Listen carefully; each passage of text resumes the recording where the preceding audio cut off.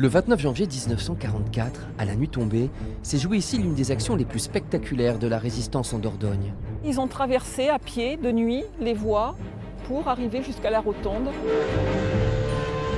L'objectif de ces résistants, des locomotives. 14 exploseront cette nuit-là. Un exploit d'autant plus retentissant qu'il a permis d'éviter un bombardement aérien par les Alliés.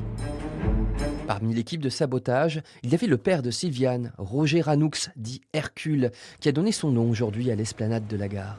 Il en parlait parce qu'il a considéré qu'il était important de transmettre, d'expliquer ce qui s'était passé et pourquoi cela s'était passé. Avant de passer à l'action, c'est dans cette maison du quartier du Toulon que les résistants ont ficelé leur opération. Maison où vivait le grand-père de Serge Michaud.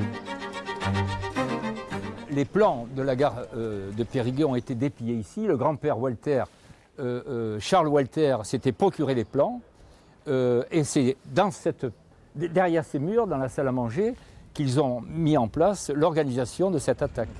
Une photo prise devant cette fameuse maison où on retrouve Hercule témoigne de cette épopée clandestine. Ce qui est assez émouvant sur cette photo qui a été prise ici même, donc ça montre l'importance du lieu, c'est que 2 des 4 personnes qui sont sur cette photo ont perdu la vie en tant que résistants combattants.